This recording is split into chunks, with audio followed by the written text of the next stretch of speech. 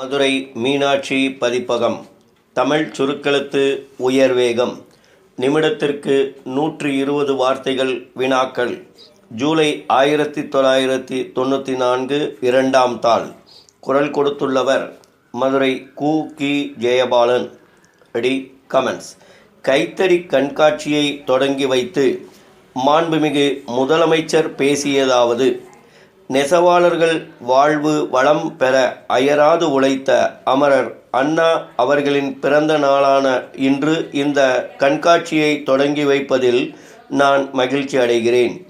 ஒரு மனிதனுக்கு உண்ண உணவும் உடுக்க உடையும் மிகவும் இன்றியமையாதவை ஆகும். எனவே தான் உயிர் வாழ உணவை உற்பத்தி செய்யும் விவசாய தொழிலை முதன்மை தொழிலாகவும், மனிதனின் மானம் காக்க உதவும் துணிகளை உற்பத்தி செய்யும் நெசவு தொழிலுக்கு 2ஆம் நிலை முக்கியத்துவத்தையும் அளித்து வந்துள்ளோம். அதன் அடிப்படையில் பல்வேறு நல திட்டங்களை இந்த ஆண்டு வரவு செலவு திட்டத்தில் இந்த அரசு அறிவித்துள்ளது என்பதை நான் சுட்டிக்காட்ட விரும்புகிறேன்.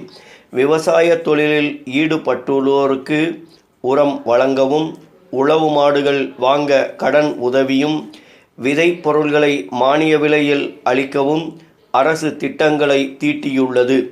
நெசவாளர்களை பொறுத்தவரையில் அவர்களுக்கு நூல் எளிதில் கிடைக்க ஏற்பாடுகளை செய்துள்ளது. ஒவ்வொரு நெசவாளிக்கும் 1 மாதத்திற்கு தேவையான நூலை அந்தந்த பகுதியிலுள்ள நெசவாளர் கூட்டுறவு சங்கங்களின் மூலம் பெற்றுக்கொள்ளலாம்.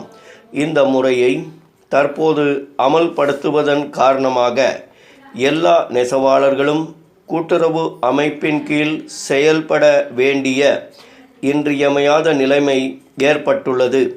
மேலும் தனிநபர் பிடியிலிருந்தும் அவர்களை விடுவிக்கும் ஒரு வழிமுறையாகவும் இந்த திட்டம் அமைந்துள்ளது என்பதை குறிப்பிட விரும்புகிறேன்.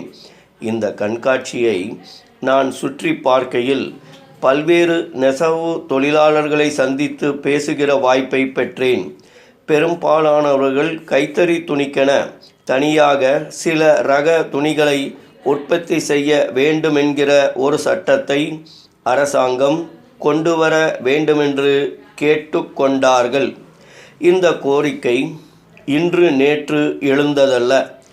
ஏறத்தாழ 10 ஆண்டுகளுக்கு மேலாக பல்வேறு தலைவர்களால் பேசப்பட்டு ஆங்காங்கு நடைபெறுகிற கூட்டங்களில், கருத்தரங்குகளில் விவாதிக்கப்பட்டு வருவது குறிப்பிடப்பட்டதாகும். அவற்றில் தெரிவிக்கப்பட்டுள்ள கருத்துக்களின் அடிப்படையில் சட்ட முன்வடிவு தயாரிக்கப்பட்டு வருகிறது என்பதை நான் இங்கே அறிவிக்க விரும்புகிறேன். இது விரைவில் நிறைவேற்றப்பட வேண்டும் என்பதில் அரசு மிகுந்த அக்கறை கொண்டுள்ளது என்பதையும் நான் குறிப்பிட விரும்புகிறேன். பல்வேறு மாநிலங்களை சேர்ந்த மக்கள் இங்கு தத்தம் மாநிலங்களில் உற்பத்தி செய்யப்படும் சிறப்பான துணி வகைகளை அழகான முறையில் அனைவரையும் கவரும் வண்ணம் காட்சிக்காக வைத்திருப்பது பாராட்டுதலுக்குரிய ஒன்றாகும். இவ்வாறான கண்காட்சிகள் பல மாநிலங்களிலுள்ள நெசவாளர்களை ஒருங்கிணைப்பதோடு ஒவ்வொரு பகுதியில் உள்ள மக்களும் பிற பகுதிகளில் வாழும் மக்களின் பழக்க வழக்கங்களை அறிந்து கொள்ள பெரிதும் உதவுகின்றன. தமிழகத்திலே தயாரிக்கப்படுகிற படுக்கை விரிப்புகள் மற்றும் போர்வைகள் கடும் குளிரில் வாடும் காஷ்மீர் மக்களை கவருகிறது என்றால், காஷ்மீரில் தயாரிக்கப்படும் வண்ண வண்ண தரை விரிப்புகள் சென்னையில் உள்ள தனவந்தர்களின் வரவேற்பறையில் விரிந்து கிடப்பதை நாம் பார்க்கிறோம். இத்தகைய கண்காட்சிகள் வியாபார நோக்கத்திலும் விளம்பர அடிப்படையிலும் அமைக்கப்படுகிறது என்ற போதிலும் மறைமுகமாக கலாச்சார ஒருமைப்பாட்டினை உருவாக்க உதவுகிறது என்று சொன்னால் அது மிகையாகாது.